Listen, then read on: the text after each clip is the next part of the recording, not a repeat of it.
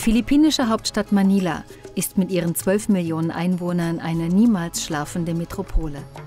Der Großraum Metro Manila vereint schon im Stadtbild den Kontrast zwischen Arm und Reich.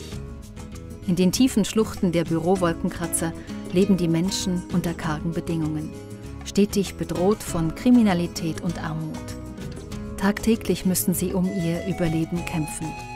Sie verbringen ihr Leben auf der Straße, hier werden Waren feilgeboten, hier wachsen Kinder auf. Hier wird geschlafen und gegessen.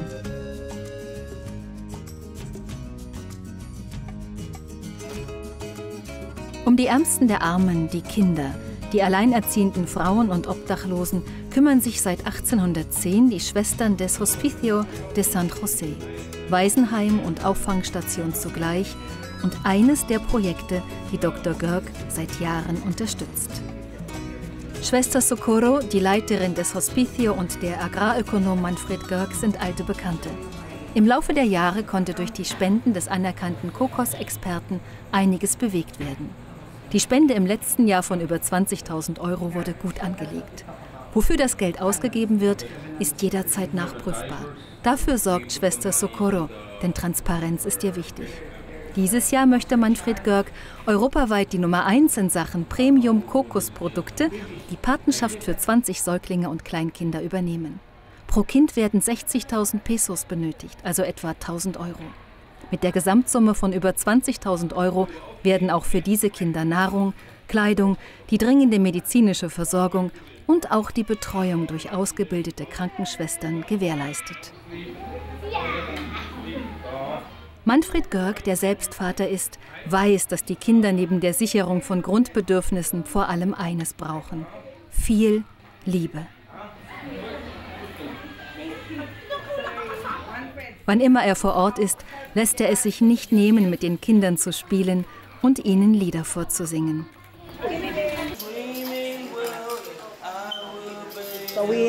Insgesamt haben wir hier 120 Kinder. 56 davon sind Kinder mit Beeinträchtigung. Dr. Görg sorgt für Essen, Windeln und die medizinische Versorgung der Babys. Durch Dr. Görgs Spende können wir die Krankenschwestern bezahlen, die sich um die Babys kümmern. Auch die Verpflegung der Kinder, Windeln, Medizin und etwaige Krankenhausaufenthalte sind damit abgesichert.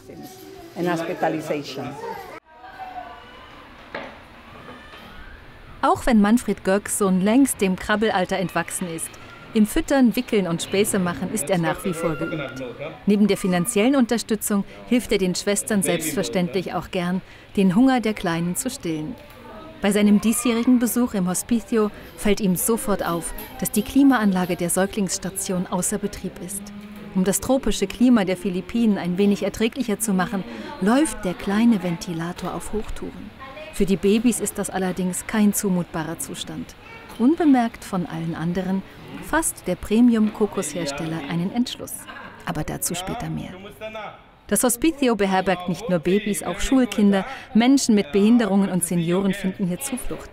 Besonders bei den älteren Damen des Heims ist Manfred Görg gern gesehen. Sie freuen sich jedes Jahr aufs Neue, den Unternehmer begrüßen zu dürfen. Im Kreise der Senioren erzählt er von seiner Familie und seinem Wunsch, den Philippinen und ihrer Bevölkerung etwas zurückzugeben. Er möchte seinen Erfolg gerne mit den Menschen teilen, die ihn möglich gemacht haben. Die Welt ein kleines bisschen besser zu machen und Hilfe zur Selbsthilfe zu leisten. Dafür spendet Manfred Görg gern.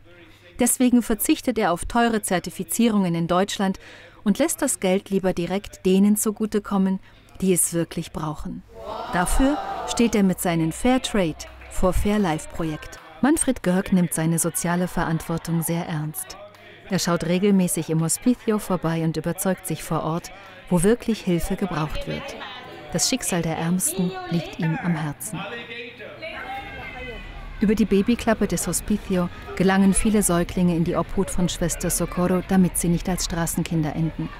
Die obdachlosen Kinder sind ein weiterer wichtiger Teil dieses Fairtrade for Fairlife Projektes. Missbraucht, gequält und von Drogen gezeichnet, sind sie besonders auf Unterstützung angewiesen. Mit seinen Geldspenden kann das Hospicio diesen Kindern eine Duschmöglichkeit, neue Kleidung und vor allem Nahrung bieten. Manfred Görg bleibt stets im Austausch mit Schwester Socorro, um die bestmögliche Verteilung seiner Spenden zu gewährleisten.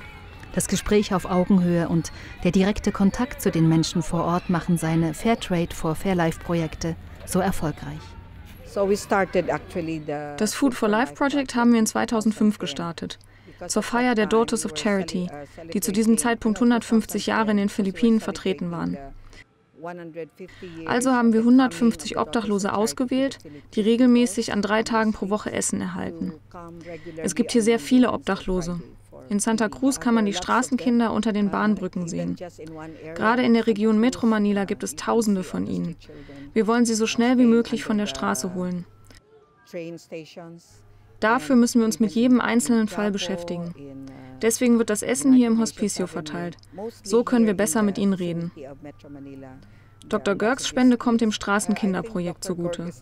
Das gibt uns die Möglichkeit, das Krisencenter auch in Zukunft anzubieten.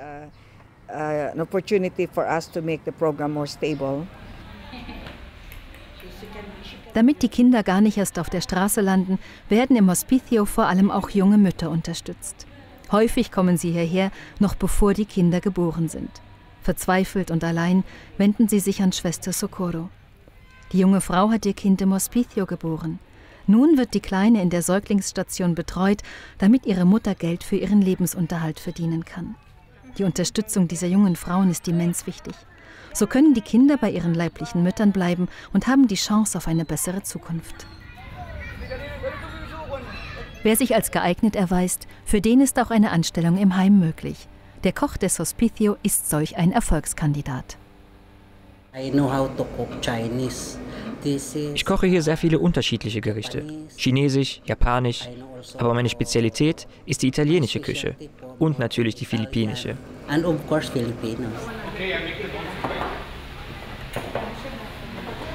Dreimal pro Woche findet eine Essensausgabe für Straßenkinder auf dem Gelände des Hospicios statt. Hier erhalten die Kinder eine fett- und eiweißreiche warme Mahlzeit. Das Gedränge ist wie immer groß. Auch hier greift Manfred Görg den Schwestern beherzt unter die Arme.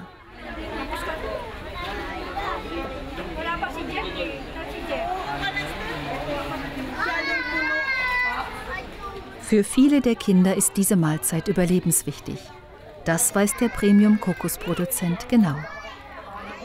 Ja, wir haben in unserem Dr. Görg Fairtrade for Fairlife haben wir verschiedene Projekte für die Bauern oder fürs Kinderheim oder ärztliche Projekte.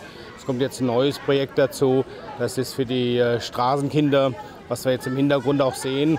Wir unterstützen hier die Straßenkinder, damit die erstmal jeden Tag eine warme Mahlzeit haben.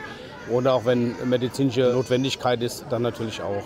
In dem Projekt Straßenkinder unterstützen wir das tägliche Mittagessen, dass es einmal am Tag warm gegessen wird.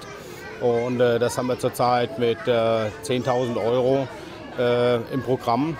Und sollte das aber, also 10.000 Euro pro Jahr, sollte das vorher verbraucht sein, legen wir natürlich nach. Zurück auf der Säuglingsstation erwartet die Babys eine großartige Überraschung. Eine neue Klimaanlage sorgt nun wieder für angenehme Temperaturen.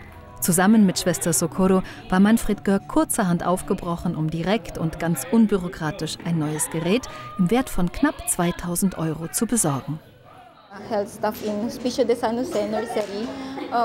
Die Krankenschwestern des Hospicio sind sehr dankbar für die neue Klimaanlage. In den Philippinen ist das Klima sehr heiß. Im Sommer wird es immer sehr warm. Die Klimaanlage ist für uns eine große Hilfe, vor allem für die Kinder. Jetzt fühlen sie sich sehr wohl auf der Säuglingsstation. Vielen Dank an Herrn Manfred. Das macht den Westerwälder Unternehmer aus. Hilfe leisten, wo Hilfe wirklich nötig ist. Schnell und effizient. Vorletzte Woche ist hier die Klimaanlage ausgefallen und die Säuglung bei den kleinen Kindern hier, da war es viel zu heiß geworden und da haben wir ganz unbürokratisch, ganz schnell geholfen und jetzt steht die neue Klimaanlage da. Die Kinder sind wohlauf und wir freuen uns natürlich auch sehr. Out of order, it's done. Huh? Yeah.